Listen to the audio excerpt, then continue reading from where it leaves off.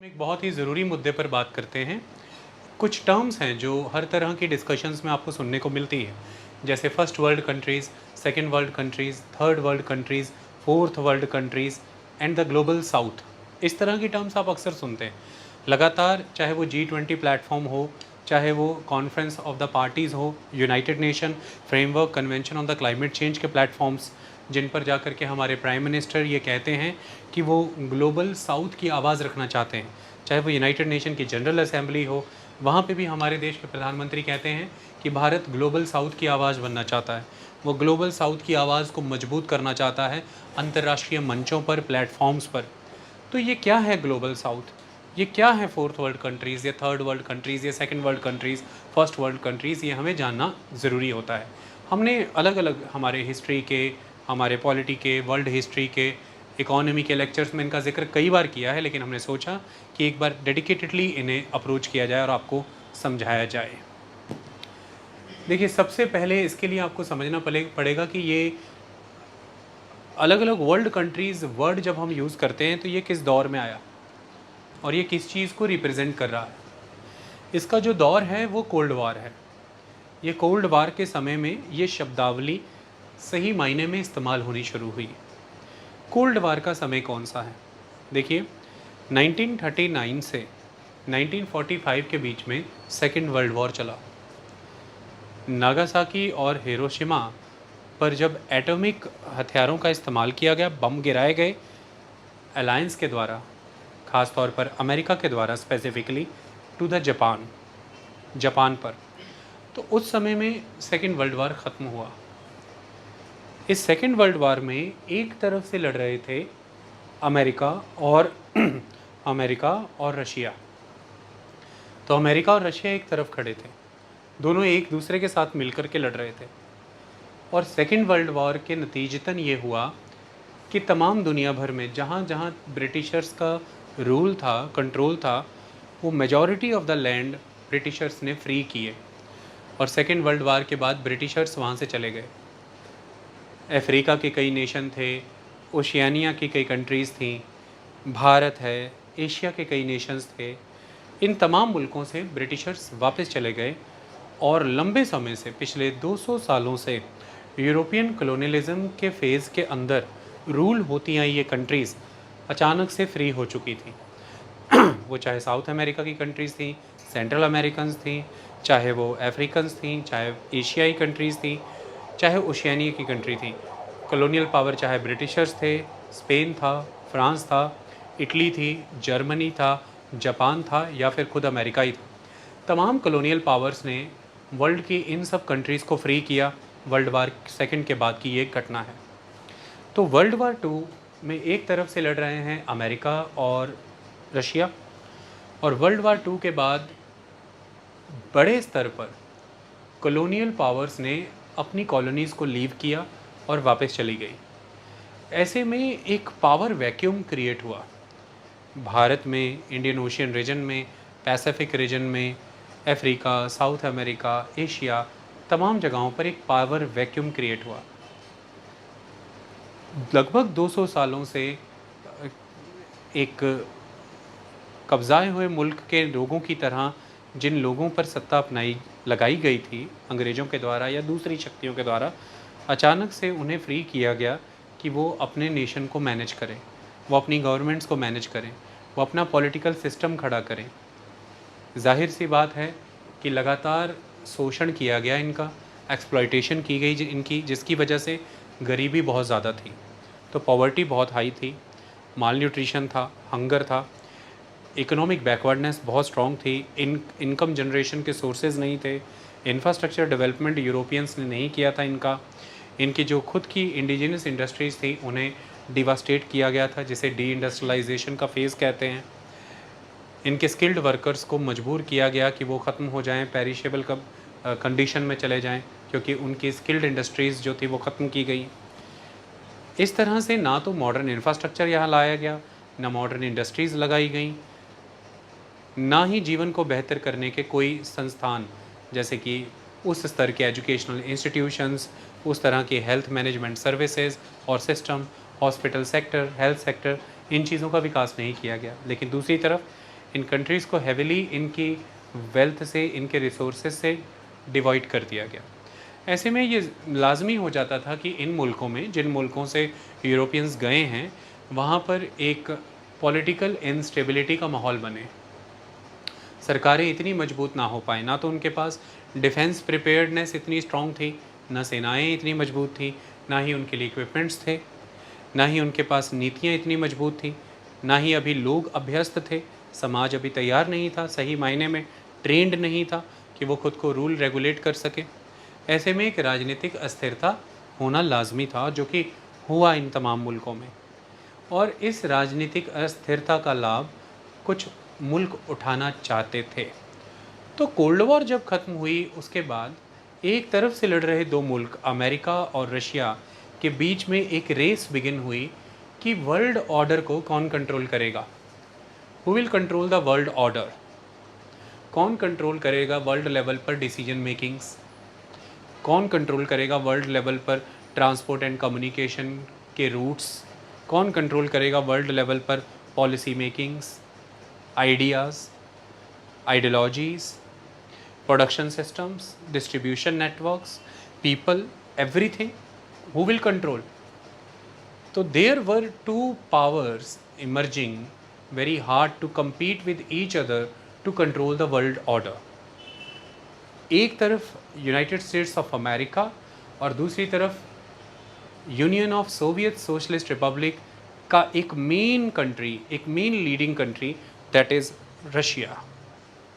तो एक तरफ अमेरिका और एक तरफ रशिया, दोनों कंटेंडर्स हैं, दोनों दावा कर रहे हैं कि वर्ल्ड ऑर्डर हम कंट्रोल करेंगे। अमेरिका एक तरफ ये विचार रख रहा है कि एक यूनिपोलर वर्ल्ड होगा, यानी कि मेरा एकाधिकार होगा पूरे विश्व पर। जो आइडियोलॉजी अमेरिकन्स की है, जो सिस्टम ऑफ इकोनॉमी हम फॉलो करते हैं, जो गवर्नेंस का मॉडल हम फॉलो करते हैं, जो आइडियोलॉजी हमारे कॉन्स्टिट्यूशन में है, जो पॉलिटिकल प्रैक्टिसेस हम फॉलो करते हैं, हम चाहते हैं कि पूरा वर्ल्ड उसके साथ अलाइन हो, क्योंकि सबकी भलाई के लिए वही सही है। ऐसा अमेरिका का दावा था। तो वो यूनिपोलर वर्ल्ड चाहता था। वो चाहता था कि सारे अमेरिका की विचारधारा, अमेरिका के राजनीतिक प्रबंध, अमेरिका की अर्थव्यवस्था का सिस्टम उसके अराउंड ही पोलराइज हो जाए। सो एक यूनिपोलराइजेशन, एक यूनिपोलर सिस्टम डेवलप करना चाहता था अमेरिका, द यूनिपोलर वर्ल्ड। लेकिन दूसरी तरफ रशिया का दावा था कि नहीं, this is the time of bipolarity. एक विश्व का बहुत बड़ा धड़ा है, एक बहुत बड़ा समाज है, अलग अलग मुल्क हैं जो सोशलिस्ट कम्युनिस्ट आइडिया के साथ जुड़ना चाहते हैं, उनके साथ अलाइन होना चाहते हैं, वो इस तरफ पोलराइज होना चाहते हैं।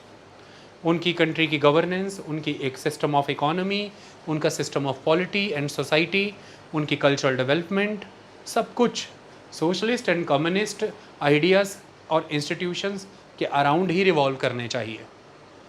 तो वो बाइपोलैरिटी यानी कि बाइपोलर वर्ल्ड की बात करता रहा कि वर्ल्ड ऑर्डर विभाजित होगा दो विचारधाराओं के बीच, एक अमेरिका की तरफ अगर अमेरिका कमांड करता है और एक हम कमांड कर रहे हैं, that is Russia.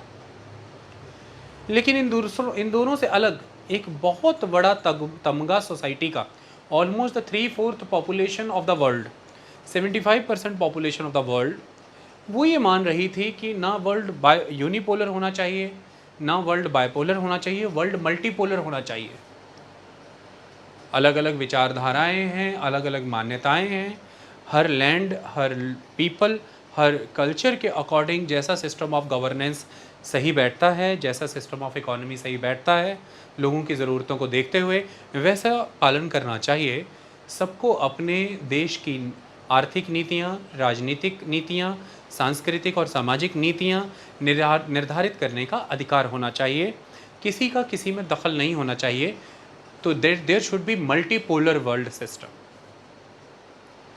Cold war के दौरान इस बात की बहस चलती रही कि हेजेमनी किसकी होगी, सुप्रीम पावर कौन होगी, सुपर पावर कौन होगा, who will control the world. 1945 से 1991 31 दिसंबर तक ये रेस चली।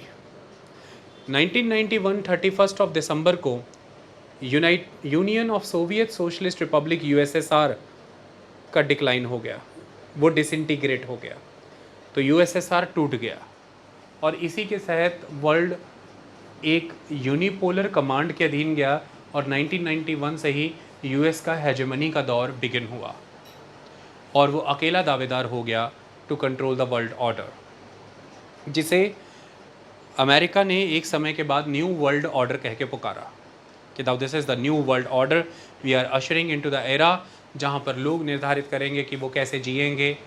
कोई कम्युनिस्ट या सोशलिस्ट स्टेट नहीं निर्धारित करेगा। लोगों को अपनी पाठ पूजा करने की आज़ादी होगी, लोगों को ज़मीनें खरीदने, अपने जीवन से जुड़े अधिकारों को सुनिश्चित करने की आज़ादी होगी, लोग फ्री होंगे। Now there will be a free world, ऐसा अमेरिका ने दावा किया। लेकिन कुल मिलाकर के इस कोल्ड वॉर के दौरान दोनों मुल्कों ने कभी डायरेक्ट कन्फ्रंटेशन नहीं की, इसलिए ये शीत युद्ध था, कोल्ड वॉर था। दोनों कभी सीधे 1-on-1 नहीं लड़े। दोनों ने कभी तो अटलांटिक ओशियन में क्यूबा को चुना एक मैदान के तौर पर जहाँ पर दोनों मुल्क एक दूसरे के साथ लड़ सकें, जिसे क्यूबन मिसाइल क्राइसिस कहते हैं, द क्यूबन मिसाइल क्राइसिस, जहाँ पर क्यूबा की मदद से रशिया ने वो मिसाइल्स खड़ी करी जिनसे न्यूक्लियर अटैक्स हो सकते थे अमेरिका पे। और ये इसलिए किया क्योंकि तेज़ी से अमेरिका अपना दखल रशिया के वेस्टर्न बॉर्डर्स पर बढ़ा रहा था, बाल्टिक सी एरियाज़ में, दैट बैरेंट सी एरियाज़ में तेज़ी से अपना दखल बढ़ा रहा था।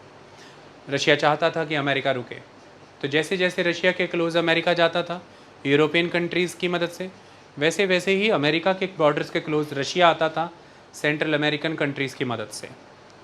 तो दोनों ने अलग अलग मुल्कों की भूमि को चुना विश्व स्तर पर अपना आधिपत्य स्थापित करने के लिए, अपनी सुज़रेनिटी इस्टेब्लिश करने के लिए। दोनों कभी सीधे एक दूसरे से नहीं टकराए हैं, इसलिए ये डायरेक्ट कन्फ्रंटेशंस का दौर नहीं है, ये कोल्ड वॉर का दौर है।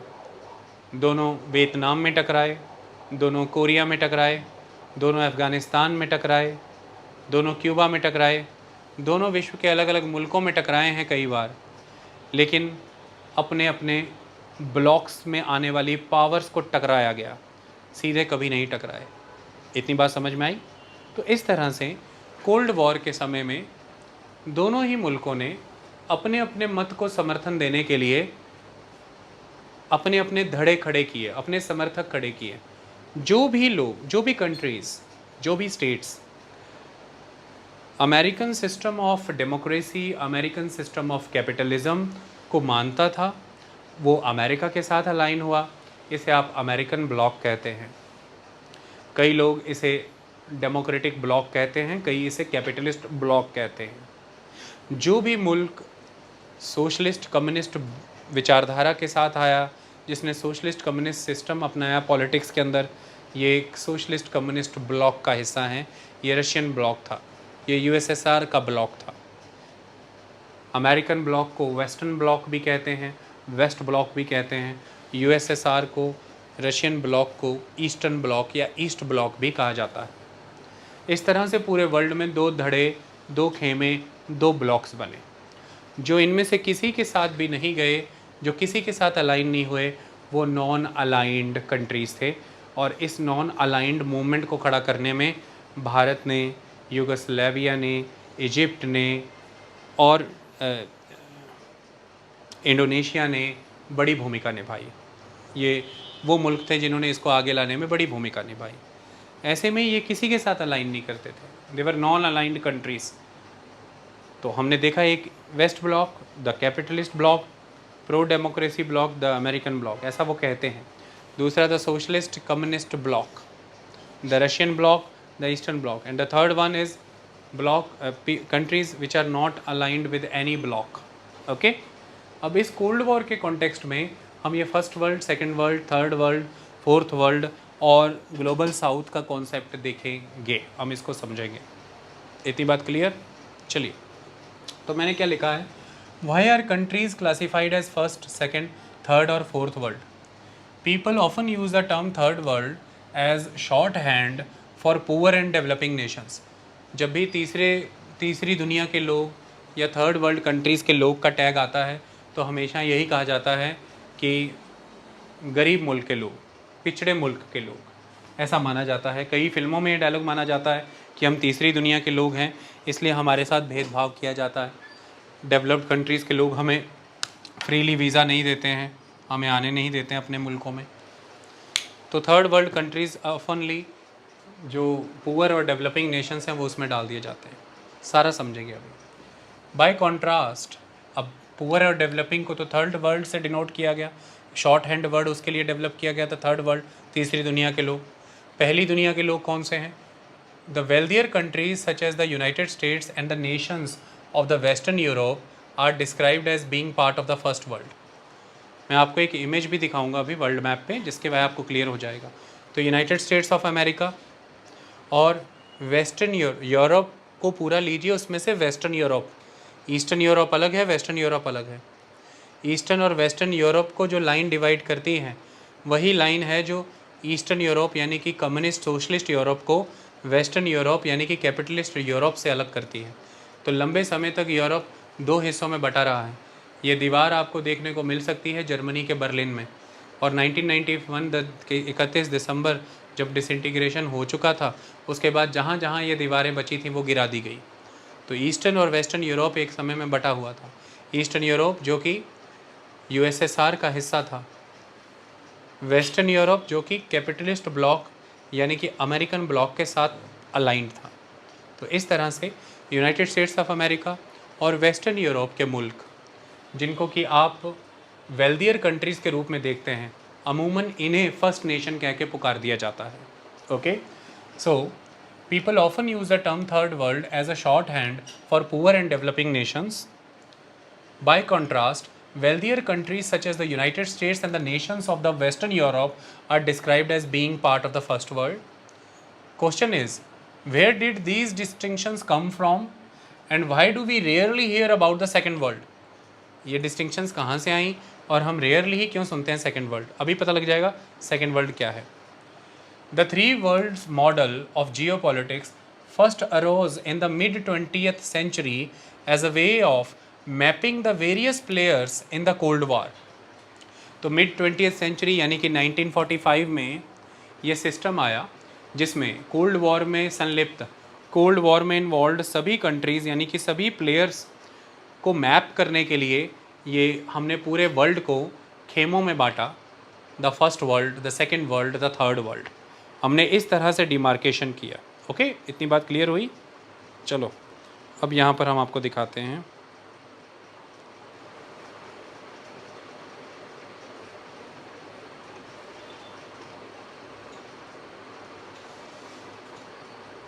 तो इस घटना का संबंध है second world war, cold war से, जो सेकेंड वर्ल्ड वॉर के बाद शुरू होती है।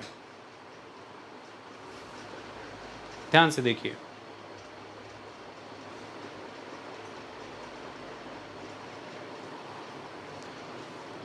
देखिए आपको जो ये ग्रीन कलर देखिए, ग्रीन कलर डॉलर बना दिया है, अमेरिका का डॉलर है, ये अमेरिका को रिप्रेजेंट करता दिखाया गया है।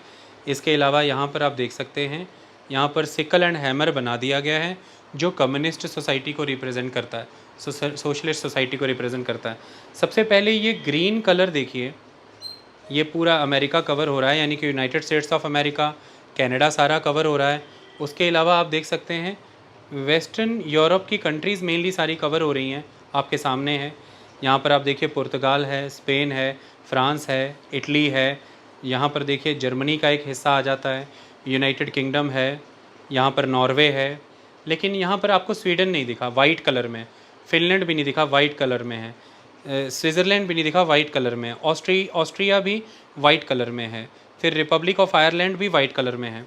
तो ये जितने भी वाइट कलर में हैं, जैसे कि स्विट्ज़रलैंड है, ऑस्ट्रिया है, स्वीडन है, फिनलैंड है, रिपब्लिक ऑफ आयरलैंड है, ये वर्ल्ड वार में न्यूट्रल रहे हैं, ये न्यूट्रल रहे हैं।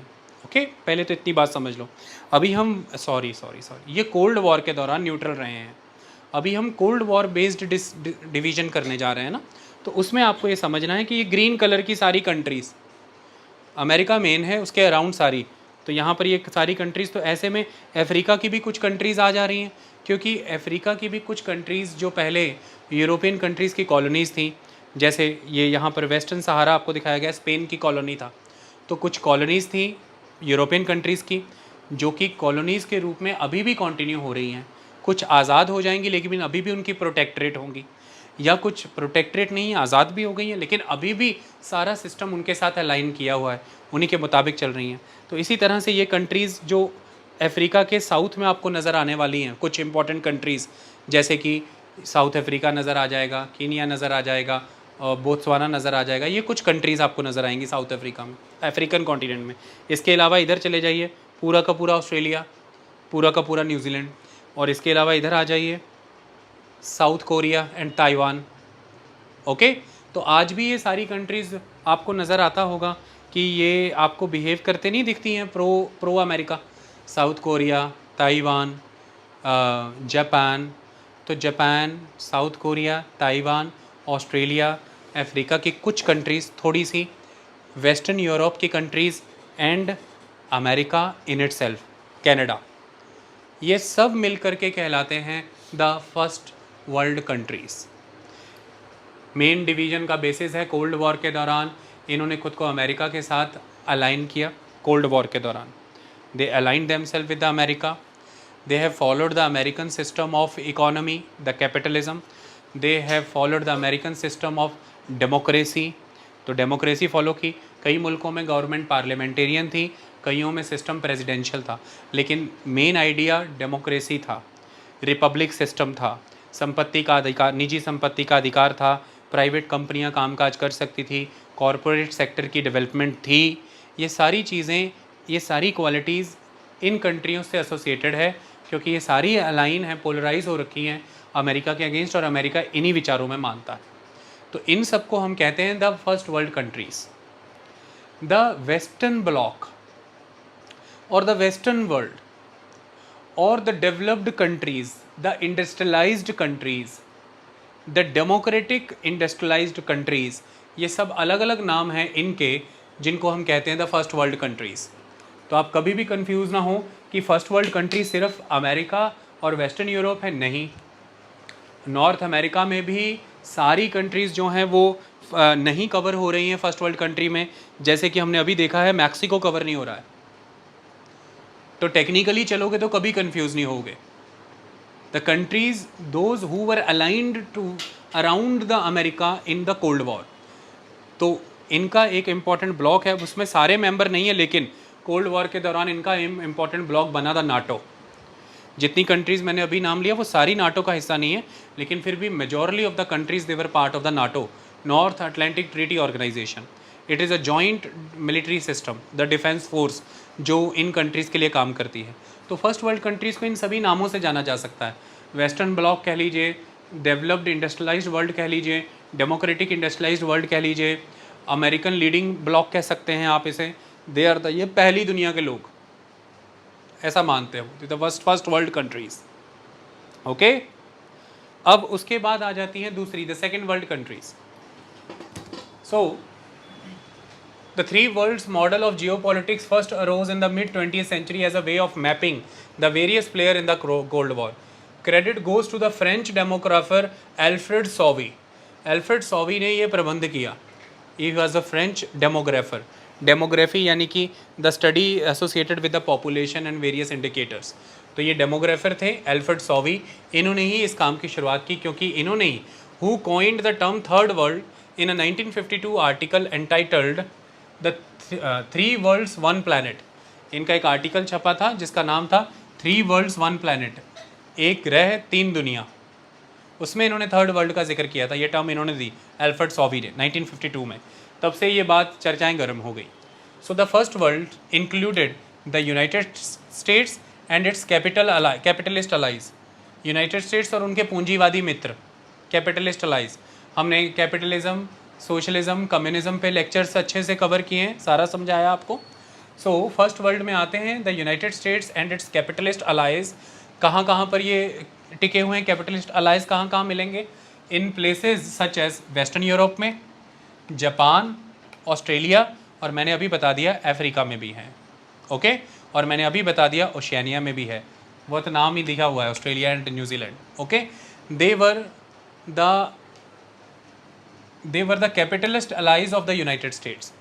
तो फर्स्ट वर्ल्ड में आता है खुद United States and its capitalist allies, उसके पूंजीवादी मित्र, जो कहाँ कहाँ पर लोकेटेड है, वेस्टर्न यूरोप की कंट्रीज़ हो सकती हैं, वो ऑस्ट्रेलिया है, जापान है, न्यूजीलैंड है, मैंने बताया साउथ कोरिया है, ताइवान है, ये सब उनके समर्थक हैं। और अफ्रीकन कॉन्टिनेंट की कई कंट्रीज़, जिनमें मैंने स्पेसिफिकली वेस्टर्न सहारा का जिक्र किया और साउथ अफ्रीका का जिक्र किया।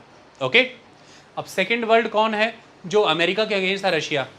तो यूएसएसआर, तो एक तो यूएसएसआर के 15 मेंबर स्टेट्स, 15 मेंबर स्टेट से बनता है union of Soviet socialist Republic, जिसमें से मेन एक बड़ा मेंबर स्टेट था खुद रशिया।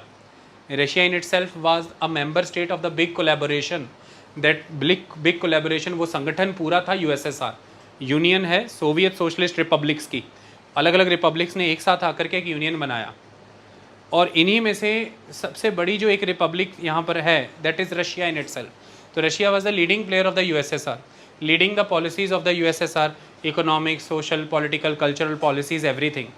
तो यूएसएसआर और उसकी विचारधारा से प्रभावित लोग, तो यूएसएसआर और उसके साथ लगते हुए कई कम्युनिस्ट स्टेट्स, तो जो चाइना में माओ जेडंग थे उस टाइम पर, माओ की पॉलिसी से प्रभावित मुल्क, तो ऐसे में खुद रशिया, ईस्टर्न यूरोप की कंट्रीज़, जैसे कि उसमें आप ले लीजिए ईस्टर्न यूरोप में जितनी भी कंट्रीज़ आ रही हैं आप उन सभी को काउंट कर लीजिए, चेकोस्लोवाकिया इसमें ले लीजिए, ईस्टर्न जर्मनी इसका हिस्सा हुआ करता था, उसके बाद इसमें पोलैंड इसका हिस्सा हुआ करता था,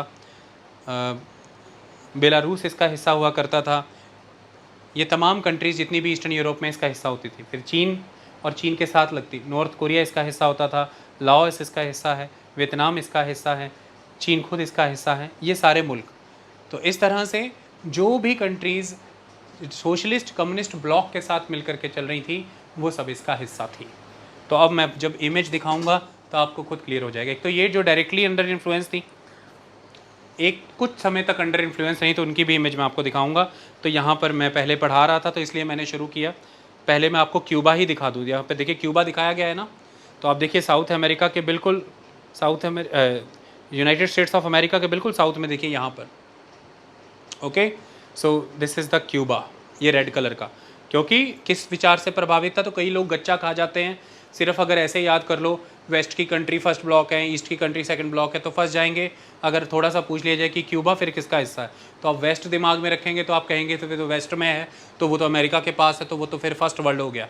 no, it is a part of second world countries. तो इसलिए मैंने पहले वो बेस बनाया, आइडिया बनाया कि हम बेस करेक्ट चुने कि हमने किसी को first world, second world, third world किस ग्राउंड पे कहना है। अगर वो ग्राउंड क्लियर है तो फिर जोग्राफिकली कंट्रीज़ मैप हो जाएंगी, लोकेट हो जाएंगी। ओके, तो यहाँ पर अब आप देखिए दूसरी तरफ, देखिए पूरा का पूरा रशिया आपको दिख रहा है, पूरा रशिया, मंगोलिया, चाइना, आप देखिए नीचे तक जा रहा है, नॉर्थ कोरिया इसमें कवर हो रहा है। जो डार्क रेड है, पिंक कलर, ये थोड़े समय के लिए इन्फ्लुएंस में रही। उसके अलावा आप यहाँ पर देख सकते हैं ये सारी की सारी कंट्रीज़, इसमें आपको नज़र आ रहा होगा कि Caucasian countries, Caucasus mountain region की कंट्रीज़ भी इसका हिस्सा बन रही हैं। ईस्टर्न यूरोप की कंट्रीज़ देखिए इसका हिस्सा बन रही हैं, these are the eastern European countries. और यहाँ पर आप देख सकते हैं ये अरेबिया पेनिनसुला है, उसमें नीचे आइए देखिए आपको यहाँ पर नज़र आ रहा है ये यमन का इलाका इसका हिस्सा दिख रहा है। और यहाँ पर देखिए लाइट रेड कलर के मुल्क थोड़े समय के लिए प्रभाव में रहे, ज़्यादा समय के लिए नहीं, परमानेंटली ये सारी कंट्रीज़ हैं। ईस्टर्न यूरोप की कंट्रीज़ सारा, रशिया, मंगोलिया सारा, चाइना, नॉर्थ कोरिया सारा, वियतनाम, लाओस, ये सारे मुल्क जो हैं, और सऊदी अरेबिया में यमन जैसा इलाका, ये सारे इसके प्रभाव में थे। ये है सेकेंड वर्ल्ड कंट्रीज़। इनका जिक्र अचानक से ख़त्म हो गया, बंद हो गया, क्यों? क्योंकि यूएसएसआर का डिसइंटीग्रेशन हो गया 1991 में। इसके बाद वर्ल्ड ऑर्डर को ये प्रभावित नहीं कर पाए, world economic policies, world political system, world system of governance को ये प्रभावित नहीं कर पाए। रशिया एकदम से बैकग्राउंड में चला गया। और ये दौर था अमेरिका का, जब अमेरिका ने सारे विश्व के मंचों पर, सारी अंतर्राष्ट्रीय संगठनों पर, सारी संस्थाओं में अपना दखल बहुत तेज़ी से बढ़ा लिया और वो मजबूती से उभरा। आर्थिक फ्रंट पर भी, इकोनॉमिक फ्रंट पर भी वो मजबूती से उभरा। वर्ल्ड लेवल पर कोई पॉलिसी मेकिंग होनी है, इंटरनेशनल फोरम्स के वाया, वहाँ भी वो मजबूती से आया। विश्व भर में कमज़ोर मुल्कों को तक मदद देनी है, वहाँ भी वो तेज़ी से आगे आ गया। डिफेंस डेवलपमेंट में भी वो तेज़ी से प्रगति कर गया। ऐसे में अमेरिका डोमिनेट कर गया, उसकी एक हेजेमनी पूरी इस्टेब्लिश हो गई, रशिया पीछे की ओर चला गया। इसी चीज़ को अब जो पुतिन हैं वो ये रिवाइव करना चाहते हैं कि एक समय में हमारी विश्व भर में पूरी धाक हुआ करती थी, पूरा दखल होता था विश्व भर की नीतियों में, विश्व भर की जो भी एजेंडा हमने लेना है, जो भी प्रोग्राम्स चलने हैं, पॉलिसीज़, वो इतना पिछड़ा, तो मुझे वो रीइंस्टेट करना है। एक तरह का राष्ट्रवाद का कॉन्सेप्ट वो यूटिलाइज़ कर रहे हैं अपने मुल्क के लोगों के सामने कि मेरा समर्थन कीजिए, मैं रशिया का वो वापस से वो स्टेटस दिलवाऊंगा और रशिया के साथ जुड़े हुए मुल्क वही स्टेटस फिर से हासिल करेंगे। तो वो तेज़ी से अब लोगों को अपने अलायंस पार्टनर के तौर पर जोड़ रहे हैं और वापस से अपनी हेजेमनी का काम वो इस्टेब्लिश करना चाहते हैं। ओके, अब ये दोनों के साथ जो कोल्ड वॉर में इन दोनों ब्लॉक्स में जो नहीं है, वो सारी फिर किधर चली गई? वो सारी की सारी अब थर्ड वर्ल्ड कंट्रीज़ हैं जो अलायंस में नहीं हैं। तो अब आप यहाँ पर देख लीजिए, ये येलो कलर सारा, ये देखिए सारा, ये सारा देखिए मैक्सिको है, उसके साथ ये सारी की सारी सेंट्रल अमेरिका की कंट्री, उसके बाद ये सारा का सारा यहाँ पर आपको देखिए ये साउथ अमेरिका नज़र आ रहा है। ये देखिए मेजॉरिटी हिस्सा of the African continent, Asia का देखिए मेजॉरिटी हिस्सा भारत आ गया इसमें, भारत, नेपाल, भूटान, बांग्लादेश, म्यांमार, ये सारा इसमें देखिए, ये इस तरह से इंडोनेशिया सारा। तो ये सारी की सारी they are the third world countries. Okay, और ऐसे में अगर मैं यहाँ से एक लाइन ड्रॉ कर दूँ इस तरह से, एक लाइन यहाँ से लेके ऐसे, यहाँ से लेके ऐसे ले जाऊँ, ये सारी लाइन ऐसे ले जाऊँ नीचे तक ऐसे इस तरह से, तो ये लाइन ग्लोबल नॉर्थ को ग्लोबल साउथ से डिवाइड करती। तो थर्ड वर्ल्ड कंट्रीज़ जिनमें सारे मुल्क आते हैं, जो ज़्यादातर इस बात से जानी जाती हैं कि जिसमें किसी न किसी यूरोपियन पावर ने कंट्रोल किया है, कॉलोनाइज़ किया है, उनका एक्सप्लॉयटेशन किया इकोनॉमिक फ्रंट पर, उन्हें पॉलिटिकली सप्रेस किया, उन्हें नागरिक होने के अधिकार नहीं दिए, उन्हें मुल्क और राज्य बनने के अधिकार नहीं दिए। ऐसे में ये मुल्क जो जाने जाते हैं थर्ड वर्ल्ड कंट्री से, ये पॉलिटिकल इंस्टेबिलिटी से जाने जाते हैं, पॉवर्टी से जाने जाते हैं, इकोनॉमिक बैकवर्डनेस से जाने जाते हैं, हंगर से जाने जाते हैं, डिजीज़ से जाने जाते हैं, हाई पॉपुलेशन से जाने जाते हैं, हाई पॉपुलेशन रेट से जाने जाते हैं, फर्टिलिटी रेट यहाँ पर बहुत ज़्यादा है, इंडेक्स ऑफ इकोनॉमिक डेवलपमेंट के कगार पर ये पीछे हैं, इनकी सोसाइटीज़ एग्रेरियन हैं, ये एग्रीकल्चरल सोसाइटीज़ हैं, प्रिमिटिव सोसाइटीज़ हैं, प्राइमरी सेक्टर डोमिनेट करता है इनकी इकोनॉमी में, सेकेंडरी और टर्शरी सेक्टर इकोनॉमी में यानी कि इंडस्ट्री और सर्विस सेक्टर उतना ज़्यादा डोमिनेट नहीं करता है। यहाँ पर मिडिल क्लास काफ़ी हद तक एब्सेंट है, भारत और कुछ मुल्क उसका एक्सेप्शन है, मिडिल क्लास एब्सेंट है। यहाँ पर मुट्ठी भर रिच क्लास हैं जिनके पास सारे नेशन के रिसोर्स होंगे, और प्लेंटी ऑफ पीपल जो हैं वो बॉटम पे हैं, द पुअर क्लास जो सफ़र कर रहे होंगे। तो ये वो मुल्क हैं जो ऐतिहासिक रूप में चंद राजाओं के हाथों रूल हुए तो सारी संपदा उनके हाथ गई, और फिर यूरोपियन कॉलोनियल फेज़ में चंद अफसरशाही, चंद ऊंचली जाति के लोग, चंद अमीर लोग विरासत के तौर पर ब्रिटिशर से फ़ायदा पा गए और सारी रिसोर्स उन्होंने कंट्रोल की। मेजॉरिटी ऑफ द पॉपुलेशन यहाँ पर जो है वो एम्पावरिस्ट ही रही है, यहाँ गरीबी ही रही है, अशिक्षा रही है, पिछड़ापन रहा है, जेंडर डिस्क्रिमिनेशंस हुई हैं, कास्ट बेस्ड डिस्क्रिमिनेशन हुई हैं, और प्रगति नहीं है, गरीबी है, बीमारी है, भुखमरी है, पिछड़ापन है और प्रिमिटिवनेस है। ये सारी चीज़ों से जाना जाता है थर्ड वर्ल्ड कंट्रीज़। तो ये कहानियाँ हैं। ओके, तो the third world encompassed all other countries that were not actively aligned with either side in the Cold War.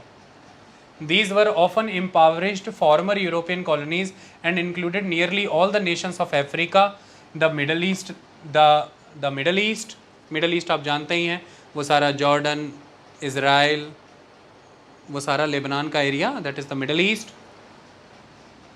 Latin America, सारा साउथ अमेरिका एंड एशिया। अभी नक्शे पे दिखाया, अफ्रीका कॉन्टिनेंट, मिडल ईस्ट का सारा हिस्सा, सऊदी अरेबिया, ये वो सारा, लातिन अमेरिका, वो साउथ अमेरिकन एंड एशिया, तो ये इसमें आता है। The era known as the cold war was a political constellation of countries। एक जमावड़ा था, एक कॉन्स्टलेशन क्रिएट हुई of the countries with two different world views, अलग अलग विचार थे उनके। On one side were the industrialised capitalist Nations aligned with the USA called the Western Bloc, which likes to call itself the free world। वो खुद को free world कहते थे कि हम फ्री वर्ल्ड हैं, हम सिविलाइज्ड हैं, हम एनलाइटेंड हैं, हम अवेकन्ड हैं, हम किसी तरह की फ्यूडलिस्टिक सिस्टम के द्वारा रूल्ड नहीं हैं, हम किसी तरह के रिलीजियस इंस्टीट्यूशंस की डॉगमेस्टिक एक्टिविटीज़ के द्वारा रूल्ड नहीं हैं, हम नागरिकों को अधिकार देते हैं, हम कॉन्स्टिट्यूशन के द्वारा चलित समाज हैं, स्टेट लोग इंडिविजुअल्स को कंट्रोल नहीं करता है, स्टेट इंडिविजुअल्स की लाइफ डिसाइड नहीं करता है, स्टेट इंडिविजुअल्स को सिर्फ फैसिलिटीज़ इंश्योर करता है, रूल रेगुलेशन इंश्योर करता है, गवर्नेंस देता है। इंडिविजुअल्स अपनी लाइफ का सोशल, इकोनॉमिक, पॉलिटिकल कोर्स खुद डिसाइड करते हैं। फ्रीडम है, फ्रीडम ऑफ स्पीच है, फ्रीडम ऑफ प्रेस है, फ्रीडम ऑफ एक्सप्रेशन है, फ्रीडम ऑफ मूवमेंट है। There are many type of fundamental rights. So people are important, citizens are important, नागरिक are important. There is a freedom, there is a liberty, rule based society. State is not over encroaching. With the free world, free with the innovations, free with the scientific temperament, free with the ideas, free with the ideologies, free from the dogmatic approach. So they were calling themselves the developed democratic free world. So the free world or the western world, ये खुद को बुलाते हैं. On the other side were the communist workers and peasants states of the eastern bloc, the socialist countries within the power fabric of the Soviet Union and the Mao's China, माओ ज़ेडंग के China में. ये सारे second world में आ जाते हैं. So the first world, the bloc of the democratic industrialised countries within the American sphere of influence, that is the west. The second world, eastern bloc of communist socialist states where the political and economic power should come from the up to now oppressed peasants and workers, जहाँ पर लंबे समय से जो बार्जुआज class हैं, the industrialist, merchant और business classes exploit कर रहे थे वर्कर और पीजेंट्स को. तो रशियन रेवोल्यूशन हुआ 1917 में, बोल्शेविक रेवोल्यूशन. इसकी वजह से जो नई नई आर्थिक और राजनीतिक ताकत है वो अब तक सफ़र हो रहे पीजेंट और वर्कर्स के हाथों आ गई है. ये हो गए सारा का सारा second world, the eastern bloc. And the third world, that is the remaining 3/4 of the world population, जो कि किसी के साथ अलाइन नहीं थी, जो कि ऑफनली यूरोपियंस द्वारा कॉलोनाइज थी, जो कि गरीब है, पिछड़ी है, अशिक्षा है और राजनीतिक अस्थिरता से जानी जा रही है. The third world countries. And the next name is the fourth world. Fourth world कौन सा? किसी भी मुल्क के अंदर, चाहे अमेरिका है, चाहे भारत है, चाहे ऑस्ट्रेलिया है, चाहे ब्रिटेन है, किसी भी मुल्क में कई तरह की एबोरिजिनल्स एग्जिस्ट कर रहे हैं, शेड्यूल्ड ट्राइब्स एग्जिस्ट कर रही हैं, आदिवासी एग्जिस्ट कर रहे हैं. वो खुद को डिस्टिंक्ट कल्चरल एंटिटी मानते हैं, एक एथनिक ग्रुप मानते हैं डिस्टिंक्ट, जिसके तहत वो मानते हैं हमारे खुद के कल्चर, कस्टम, मैनर को प्रोटेक्ट करने के लिए हमारे खुद की सिस्टम ऑफ गवर्नेंस होनी चाहिए, हमारे खुद के नियम कानून होने चाहिए, हमारे रिसोर्सेज हमारे सलीके से एक्सप्लॉइट होने चाहिए, हमें हमारे तरीके का economic model, political model follow करना है, हमें हमारे तरीके से सोसाइटी ऑर्गेनाइज करनी है. इसके लिए वो अपने लिए कई तरह की ऑटोनॉमी मांग कर रहे हैं. और ये भारत ने किया है 5th शेड्यूल और 6th शेड्यूल बना के कॉन्स्टिट्यूशन में. ये भारत करता आया है आर्टिकल 371 की मदद से. हम राज्यों को स्पेशल स्टेटस देते आए हैं. हमने 5th और 6th शेड्यूल की मदद से शेड्यूल्ड ट्राइब्स को अपनी वर्किंग, अपनी गवर्नेंस के लिए, अपनी इकोनॉमिक मैनेजमेंट के लिए, अपने कल्चर, कस्टम, मैनर्स के लिए बहुत सारी आज़ादियाँ दे रखी हैं, जिसमें केंद्र सरकार और राज्य सरकार का दखल नहीं होगा. वर्ल्ड लेवल पे वो ये मांग कर रहे हैं. ऑस्ट्रेलिया में एबोरिजिनल्स लगातार कैंपेन कर रहे हैं. अमेरिका में, सेंट्रल अमेरिका में, साउथ अमेरिका में एबोरिजिनल्स, आदिवासी, रेड इंडियंस लगातार अपने अधिकारों की मांग कर रहे हैं. कनाडा में ऊपर की जो 3 टेरिटरीज़ हैं उनकी, स्टेट्स नहीं, द टेरिटरीज़, स्टेट्स और टेरिटरीज़ में, प्रोविंसेस और टेरिटरीज़ में बटा हुआ है Canada, the territory area, they were demanding their rights. तो इस तरह से पूरे वर्ल्ड में अगर सारी कंट्रीज, सारे नेशंस देखे जाएं तो उनमें कुछ कॉमन डिमांड्स रखते हुए ये इंडिजिनियस ग्रुप्स उभर के आ रहे हैं. ऐसा लग रहा है कि it is another world, the fourth world.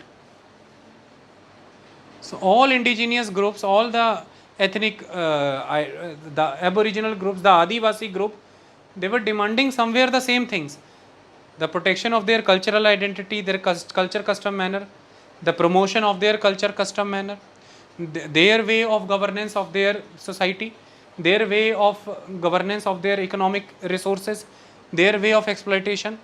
They want some sort of autonomy, they need some sort of sovereignty. They are demanding everywhere.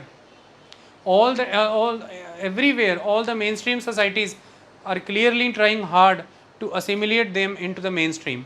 But after the assimilation, they will lose their distinct identity. So they don't want to be assimilated with the mainstream.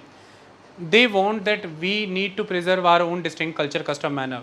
So everywhere there are campaigns. So they are the fourth world. They are the world. ये किसी भी मुल्क में हो सकते हैं, किसी भी नेशन में हो सकते हैं। ऐसे में एक चर्चा 1962 से ही एक वर्ल्ड निकल करके आया है, दैट मैं नाम शायद उतना नहीं याद कर पा रहा हूँ, द कार्ल ओब्लिगस करके मेरे ख्याल नाम है उनका, जिन्होंने शब्द दिया है द ग्लोबल साउथ। अब वेस्टर्न वर्ल्ड जो हुआ करता था वो क्या करता था कि थर्ड वर्ल्ड को स्टिग्मा के साथ देखा जाता है, स्टीरियोटाइप्स के साथ देखा जाता है ना, प्रिजम्पशंस प्रेजुडिसेस के बेसिस पे देखा जाता है कि थर्ड वर्ल्ड कंट्रीज माने the politically unstable countries, the poverty stricken countries, the backward countries, high fertility rate countries, है ना, सपेरों का मुल्क है ये सिर्फ, हाई फर्टिलिटी रेट मुल्क, uncivilised type people, the only agrarian societies and the high illiteracy rates, such are the stereotypes, prejudices associated with the third world countries. But it was not the scenario. After 1945, after 1950, many countries got independence from the colonial rule. They somehow embarked upon the journey of their political, economic, social and cultural development. India is the example of that. Even China is the example of that. So they followed a beautiful pursuit of economic development, political development. They were successful in conducting elections regularly. Governments were seamlessly transferring power from the one regime to the another regime. Everything was very smooth. So it was it was the third world country was like stigma to them. You know, we are no more like a third world country. You cannot call us like that.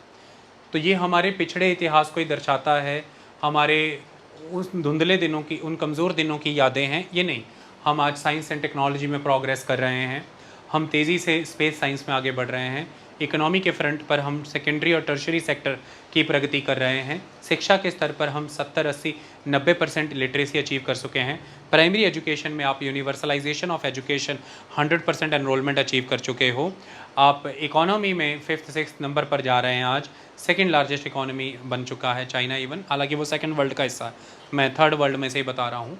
तो third world में से आज आप देख सकते हैं, चाहे आप ब्राज़ील की बात करिए, चाहे आप अर्जेंटीना की बात कर लीजिए, चाहे आप इंडिया की बात कर लीजिए, दे वर ग्रोइंग वेरी गुड।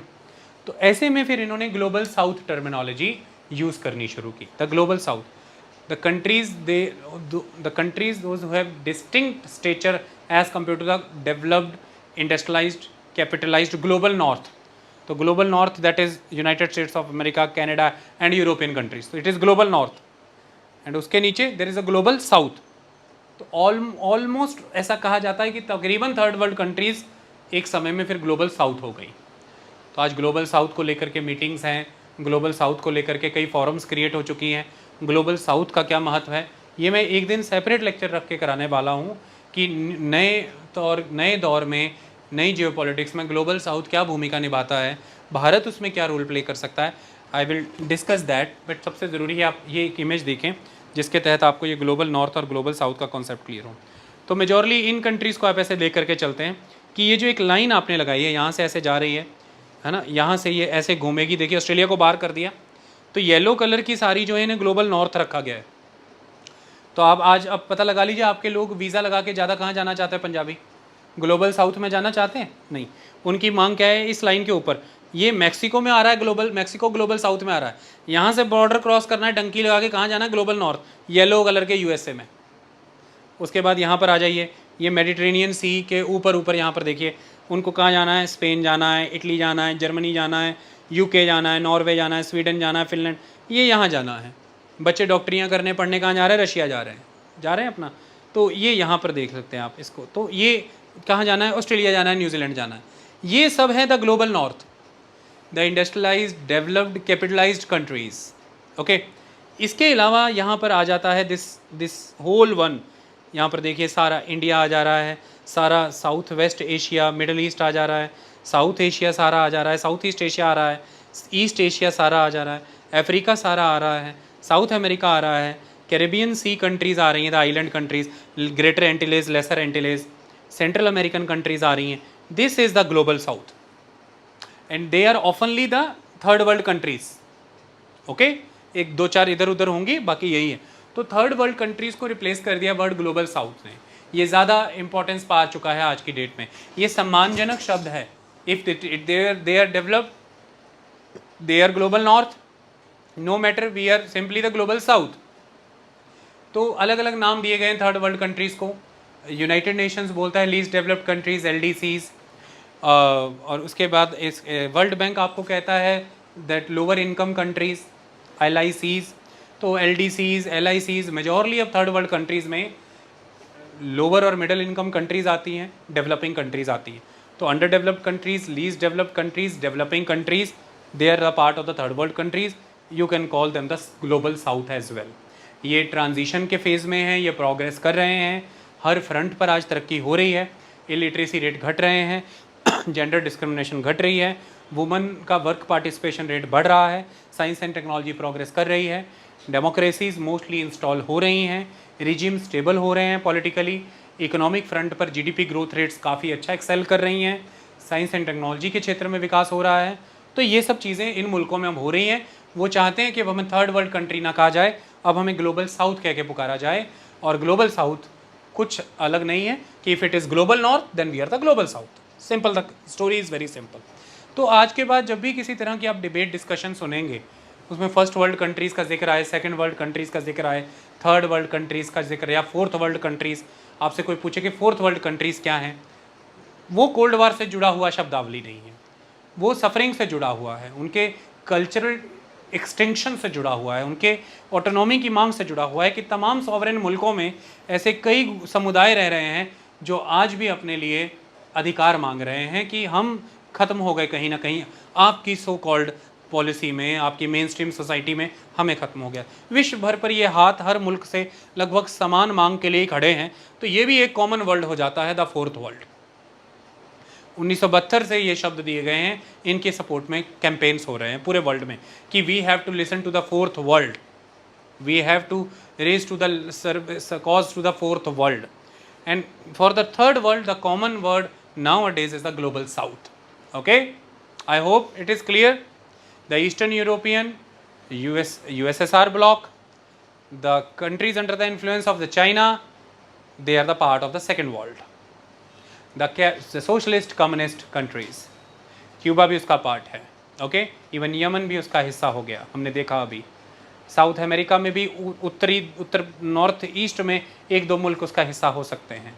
ठीक बिल्कुल उससे अलग द फर्स्ट वर्ल्ड कंट्रीज़ हमने देखा, अमेरिका, कनाडा, वेस्टर्न यूरोप, और उसी के साथ उस विचारधारा पर चलने वाले उनसे एलाइज कंट्रीज़ जैसे कि Australia, New Zealand, south Korea, Taiwan, ये सब उसी से जुड़े हुए हैं। अफ्रीका की कुछ कंट्रीज़ हमने देखा। थर्ड वर्ल्ड कंट्रीज़ जो कोल्ड वॉर में किसी ब्लॉक के साथ अलाइन नहीं हुई, जो ऑफनली यूरोपियन कॉलोनियलिज्म का हिस्सा रहीं, ऑस्ट्रेल यूरोपियन पावर्स उनमें कंट्रोल करती रहीं, जो गरीबी से, पिछड़ेपन से, राजनीतिक अस्थिरता से, अशिक्षा से, लिंग के आधार पर भेदभाव और कई तरह की डिस्क्रिमिनेशन से जानी जाती रही, जिसके ऐतिहासिक कारण थे, जिन्हें कि आज ग्लोबल साउथ कहा जाता है। फोर्थ वर्ल्ड कंट्रीज़ जो आदिवासी हैं, अपने एक विलक्षण जीवन शैली के लिए जाने जाते हैं, वो अपने अधिकारों की मांग आज कर रहे हैं। They are the fourth world. Thank you so much.